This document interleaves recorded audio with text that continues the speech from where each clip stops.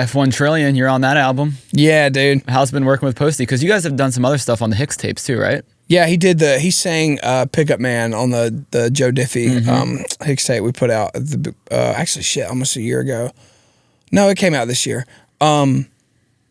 It's great, man. I'm just so thankful to be a part of that project. How does that conversation begin? Like, who comes to you? Like, how does it start in your world? So Charlie Handsome, who is now like lives in Nashville, I think full time, and he's like Morgan's main like writer collaborator.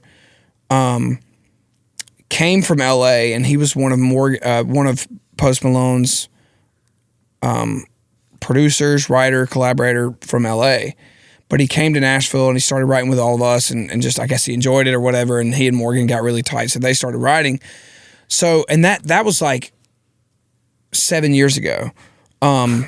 So just over the course of all those years, like, and Charlie would come back out to LA and he would do these writes, and he, like, I know he produced like a lot of Khalid shit and would produce like Post Malone stuff. Anyway, long story short, here's 7 years later, Charlie was like, and I'm kind of paraphrasing, but was basically like, hey guys, get ready. Post is ready to come to Nashville and write a country record. And which I'm like on the sideline. Like I'm friends with Charlie. Like I'm tight with Charlie, but really Ernest and Morgan are really, really tight with Charlie. But my manager knows Charlie well, and Seth England, and he called me and he was like, hey, just letting you know, like, Post is coming to town to write a country record. I'm sure that you're gonna end up in one of those rooms, just letting you know, blah, blah, blah. But long story short, they started putting writing rooms together when it actually came time for him to come to town. And I got the call, and we just kind of ended up hitting it off and writing a bunch of songs together over 6 months or whatever. How many songs did you guys write together? He and I? Yeah. We attempted probably 100, but we probably completed, I don't know, 5 or 6 maybe. What'd you learn from working with him? I definitely learned a very different process. Something I learned from him as a person, though, is that, like, he makes everybody in the room feel important and, like, appreciated. He's very kind. He's like one of the biggest musicians or music celebrities, I guess, in the world. I mean, in the past 10 years, and you would never know it. Like, he's just very down to earth. It was a testament to, like, times where I would be irritated or didn't want a lot of people in the room, or, you know, whatever it was, like, didn't feel like I needed to speak to everybody in the room. And I'm like, man, this guy is like one of the biggest celebrities in the world, and he's going around in a circle and shaking people's hands. And that was just, it was really cool to see somebody with, you know, that I know for a fact has a million people pulling him a million different directions, and he can still make time to say hello to everybody and be respectful. I thought that was really cool. On a personal level, I did learn that their work hours are completely ass backwards from ours in Nashville, and that he would text me and be like, show up around 6, and I would show up at 6, and then we would stay there from 6 a.m. or 6 p.m. to 6 a.m.